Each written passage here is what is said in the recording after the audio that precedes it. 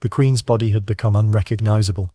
In the dim candlelight of her chamber at Hampton Court, Anne of Denmark lay motionless, her breathing shallow and laboured.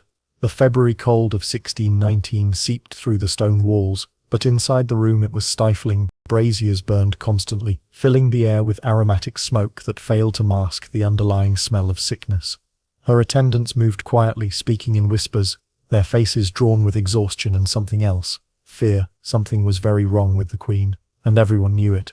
But what exactly was killing her remained a mystery wrapped in the secretive protocols of royal medicine and the limited understanding of 17th century physicians. Only 2 people were permitted, close to her. Pierre Hugen, her loyal French servant, and Anacaius, her Danish chamberer, Dutch Anna, as the English court called her. These 2 women had become the gatekeepers to the dying Queen's presence, turning away courtiers, relatives, even high-ranking nobles. Anne wanted privacy for what was happening to her body. She wanted dignity, but dignity was becoming impossible. King James remained at Theobald's, miles away, claiming illness of his own. Prince Charles had visited the day before, anxious, pale, clearly shaken by what he'd seen. Outside, London was buzzing with rumours. The Queen was dying. Everyone agreed on that much. But of what? Some whispered it was consumption, the wasting disease that had claimed so many. Others spoke of dropsy, of poison, of God's judgment. A great comet had appeared in the sky in November, its tail stretching across the constellation of Virgo, and the superstitious saw it as a celestial announcement. A queen would soon die. But comets and prophecies aside, what was actually happening inside that sealed chamber at Hampton Court? How does a queen, one of the most powerful women in Europe, with access to the best physicians money could buy, end up dying in such mysterious, degrading circumstances? To understand Anne of Denmark's death, we need to go back, not just weeks or months but years, because what killed Anne in March 1619 had been killing her slowly for a very long time. Before we move ahead, allow me a moment. Subscribe to the channel if you want more stories like this. Comment where you're watching from, and prepare yourself, because what follows is where the story begins to press in.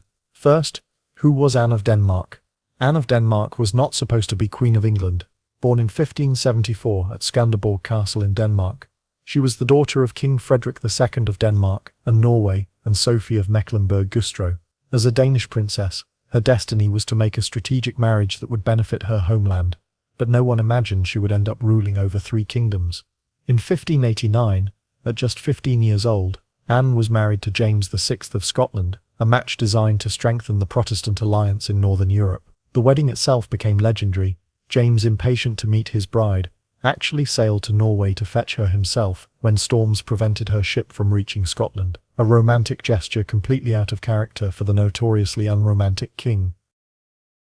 Anne arrived in Scotland as a teenage bride, speaking no English, thrust into the rough, factional world of Scottish court politics. But she was no delicate flower. Over the next 14 years in Scotland, Anne proved herself shrewd, stubborn, and politically astute. Then, in 1603, everything changed. Queen Elizabeth I of England died childless, and James VI of Scotland inherited the English throne as James I, uniting the crowns of Scotland and England for the first time. Anne of Denmark suddenly found herself queen consort, not of poor peripheral Scotland, but of wealthy, powerful England. And she thrived. In England, Anne came into her own. She established her own household at Denmark House, the former Somerset House, creating a rival court that often outshone her husband's in glamour and cultural sophistication. Anne was extravagant, spending wildly on clothes, jewels, buildings, and entertainment. Spending that constantly put her in debt and infuriated her thrifty husband. But she was also beloved by many for her generosity, her warmth, and her genuine interest in the people around her. By 1614, Anne of Denmark was 40 years old and at the height of her influence, but her body was about to betray her. September 1614, Anne was at one of her palaces, the records don't specify which, when she first complained about her feet. It started as pain, a throbbing, burning sensation in her toes and ankles that wouldn't go away. Then came swelling. Her feet puffed up, making her shoes uncomfortable, then unwearable. Walking became difficult, then painful, then nearly impossible. Her chamberlain, Viscount Lisle, noted it in his correspondence. So did the Countess of Bedford and the Countess of Roxburghe, 2 of Anne's closest companions. They watched with growing concern as their energetic, active queen began to slow down, to struggle with movements that had once been effortless. Anne herself tried to downplay it. "Just gout," she insisted. "A common ailment among the nobility. Nothing serious. Painful, yes, but manageable." Many aristocrats suffered from it. Too much rich food, too much wine, the inevitable consequence of a life of luxury. But her physicians weren't so sure. The thing about gout is that it's rarely just gout. For wealthy Europeans in the early 17th century, what doctors called gout could be almost anything that caused joint pain and swelling. True gout, the crystallization of uric acid in the joints caused by diet and genetics, was common enough among the aristocracy. But the same symptoms could also indicate kidney disease, heart failure, arthritis, or a dozen other conditions that medicine of the era couldn't differentiate. Anne's physicians looked at her swollen feet and made their diagnosis. Gout. They prescribed the usual remedies: rest, elevation of the affected limbs, dietary modifications, herbal poultices. For a while these measures seemed to help. The swelling would go down, the pain would ease, and Anne would return to her normal activities. But it always came back. And each time it came back, it was worse. By 1615, the swelling wasn't confined to her feet anymore. Her ankles stayed puffy, even when she rested.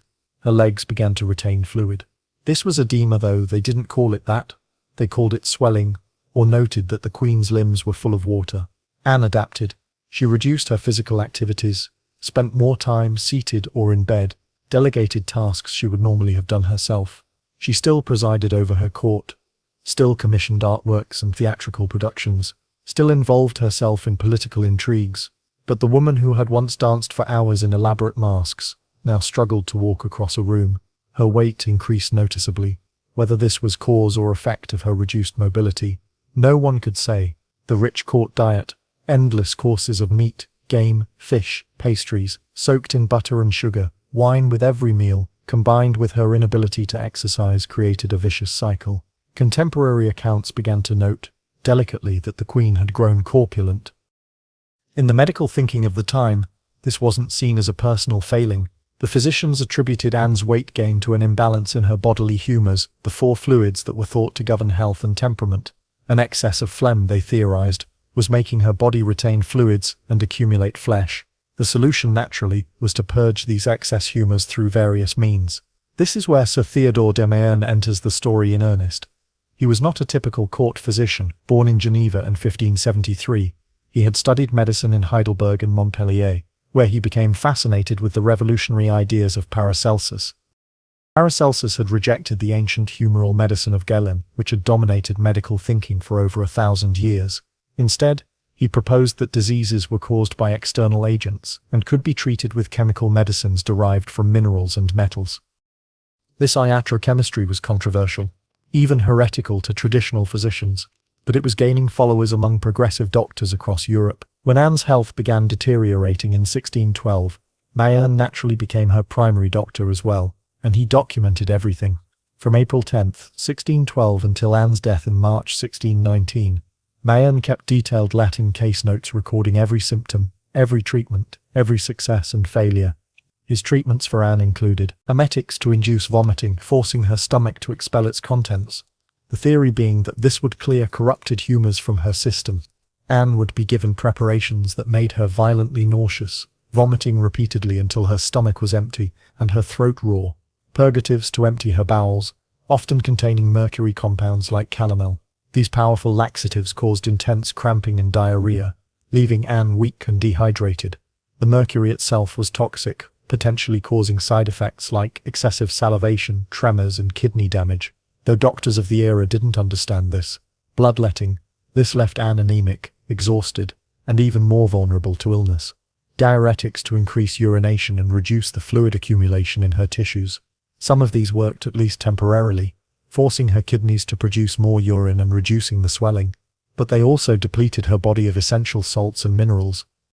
Here's what Mayerne couldn't understand. Why weren't his treatments working? Anne wasn't recovering. If anything, she was getting worse. Mayerne noted in his case notes that he attributed Anne's ill health to her cold and northerly upbringing, essentially blaming her Danish origins for her constitution. This was typical of medical thinking of the era. which believed that people from northern climates had fundamentally different bodily compositions than those from southern regions, making them vulnerable to certain diseases. But this explanation didn't help him cure her. What Mayerne couldn't know, what no physician of his era could know, was that Anne was almost certainly suffering from some form of organ failure, the persistent edema, the increasing difficulty breathing, which would become more prominent later, the fluid accumulation that spread from her feet to her legs to her abdomen.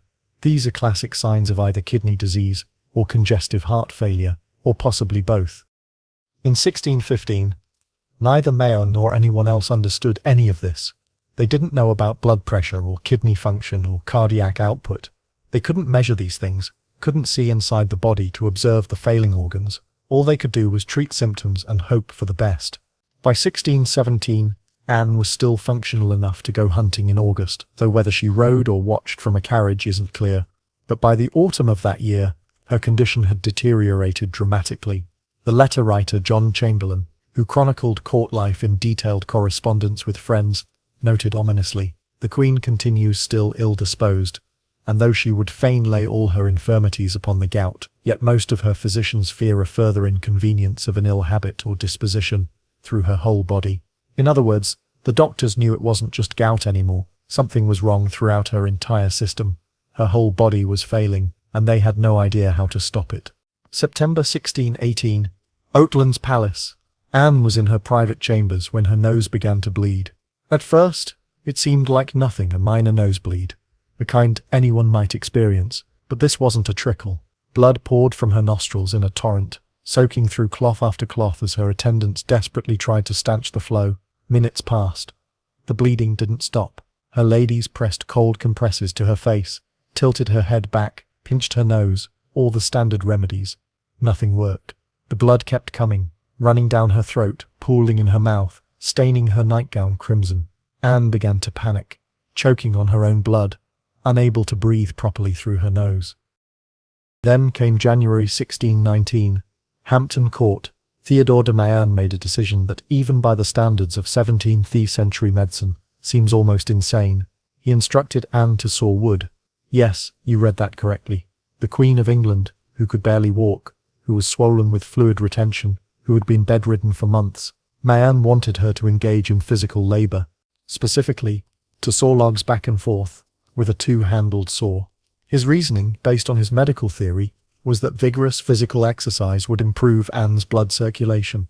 Stagnant blood, he believed, was pooling in her extremities, causing the swelling and contributing to her overall decline. If he could get her blood moving again, through sustained physical effort, perhaps her condition would improve. It's possible to see the logic here through the lens of Renaissance medicine. Mayerne understood that exercise could be therapeutic. We know today that moderate physical activity can indeed help with circulation and fluid retention. But there's a vast difference between gentle, graduated exercise for a cardiac patient and asking someone in advanced organ failure to perform hard manual labor. Anne tried. God knows she tried. Whether from hope, desperation, or simply obedience to medical authority, she attempted to follow Mayerne's prescription. Servants brought logs and a saw to her chambers. Anne, helped to her feet by her attendants, gripped the saw handle and began to pull it back and forth. The exertion was catastrophic. Within minutes, Anne was gasping for breath, her face flushed, her heart racing.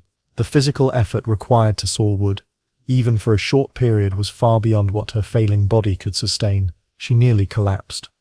The experiment was immediately abandoned, and Anne's condition, instead of improving, worsened dramatically. Mayerne noted in his case files that the exercise had served to make her worse. This might be the understatement of the century. The strain on Anne's already compromised cardiovascular system likely accelerated her decline. If she had been teetering on the edge of complete organ failure before, the sawing incident may have pushed her over. In his notes, Mayerne tried to explain his patient's deterioration in the only terms he understood. Anne's cold and northerly upbringing had given her a weak constitution unsuited to the English climate and lifestyle. It was her Danish blood, her northern humours, that made her so difficult to treat. This was, of course, complete nonsense. But it allowed Mayerne to avoid confronting a more troubling possibility, that his treatments weren't just failing to help Anne, they might actually be killing her. By late January, Anne's medical team had expanded. In addition to Mayerne, she was now attended by Henry Atkins, another royal physician, and, remarkably, by a doctor named Turner, who had been recommended by Walter Raleigh before his execution. Even in death, Raleigh was still trying to help Anne, but no amount of medical attention could change what was happening. Anne's body was shutting down system by system, and there was nothing anyone could do to stop it. Anne's brother, Christian IV of Denmark, wrote anxiously from Copenhagen. He sent letters to Mayerne, thanking him for his efforts and urging him to do everything possible to save his sister. He wrote to Lady Grey of Ruthin, one of Anne's closest companions, encouraging her to help Anne fight off the melancholy and solitude that seemed to be overtaking her. Melancholy.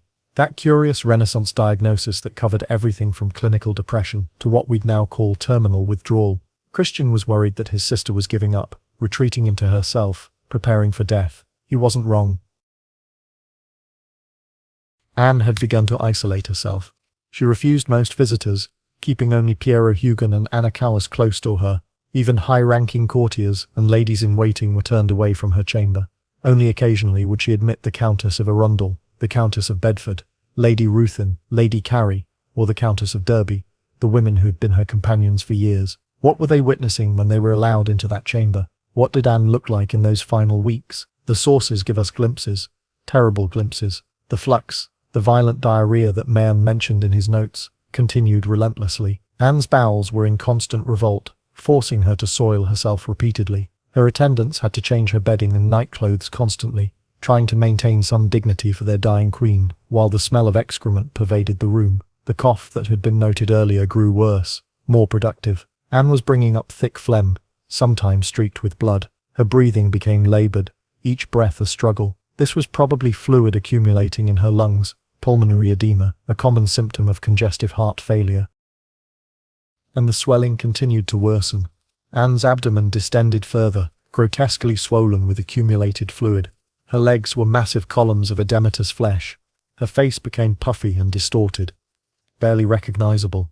She was drowning in her own fluids, slowly, inexorably, and everyone watching her knew there was nothing they could do but wait for the end. February turned to March. The winter cold persisted, and inside Anne's chamber at Hampton Court, the braziers burned day and night, filling the air with smoke and heat that made breathing even more difficult. Prince Charles visited on March 1st. He was 18 years old, shy, stammering, deeply attached to his mother, despite years of physical separation. Royal children were raised in separate households from their parents. Charles had been given his own establishment as an infant. The prince entered his mother's chamber and saw what few others were permitted to see. Whatever he witnessed there shook him profoundly. He emerged pale and shaken and left Hampton Court immediately. The next day, Anne would be dead. Anne's symptoms that final day included the relentless flux, her bowels continuing to evacuate despite having almost nothing left to expel. The cough that had been racking her body for weeks reached a crescendo, and something new appeared.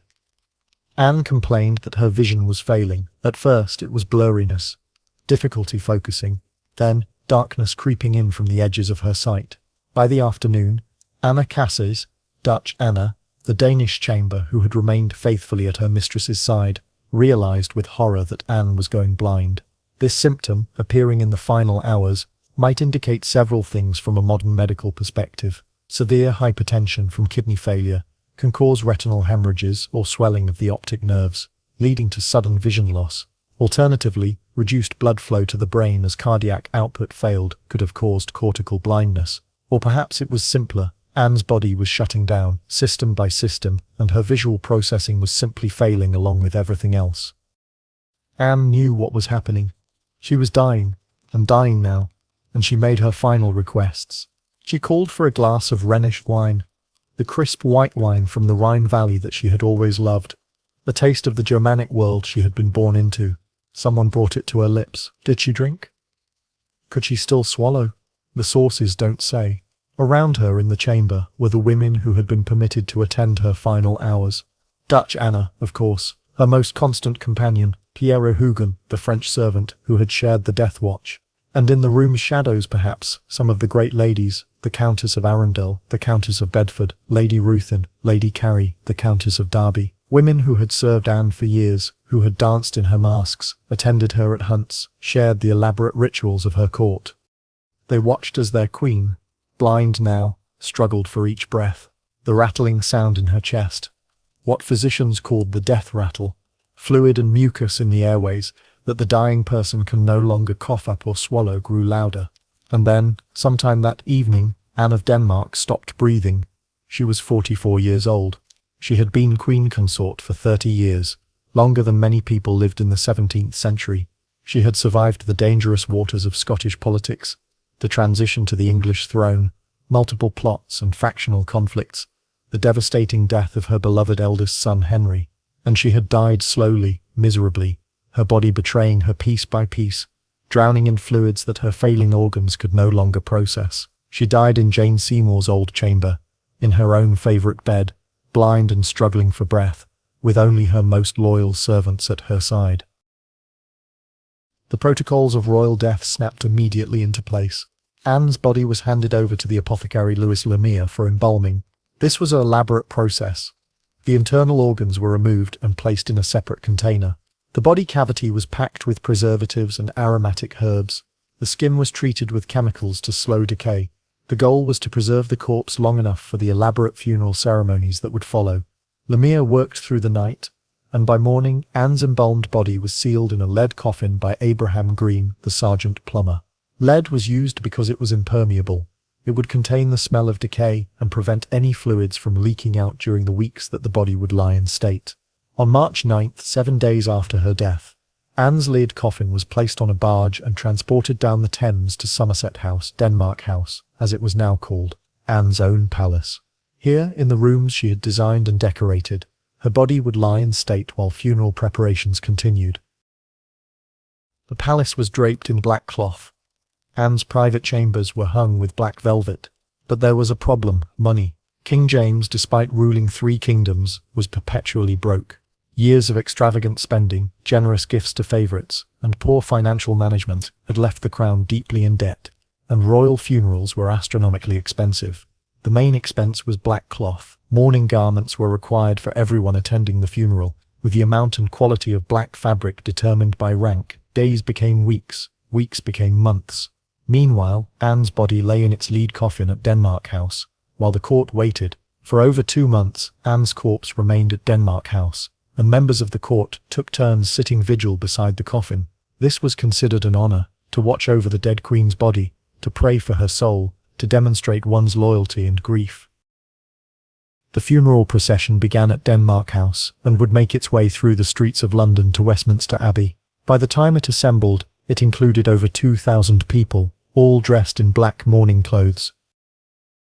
The procession moved slowly through London's streets. Very slowly. The sheer weight of the mourning garments, 12 to 16 yards of heavy cloth wrapped around each woman, made walking difficult. After the public ceremony ended, the actual burial took place privately that evening. Sir Edward Zouch, the Knight Marshal, supervised as Anne's lead coffin was lowered into the vault beneath the abbey floor. She was placed in the Henry VII Chapel, in a vault that would later house other royal bodies, though Anne herself would never receive the permanent tomb monument she might have expected. Anne of Denmark's death removed a significant political force from the English court.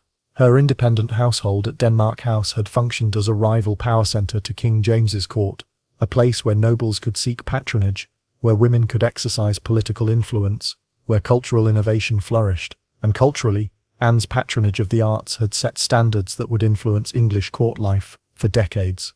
The elaborate masks she had pioneered, combining drama, music, dance and spectacular visual effects, would continue to be produced, though never quite with the same innovative energy Anne had brought to them. She died badly, painfully, messily, her dignity stripped away by the failures of her own body. But she lived boldly, and that's what we should remember. Anne of Denmark died on March 2nd, 1619, at Hampton Court Palace, her body swollen with dropsy, blind and struggling for breath, attended by her most faithful servants. But before that, she had lived, and what a life it was.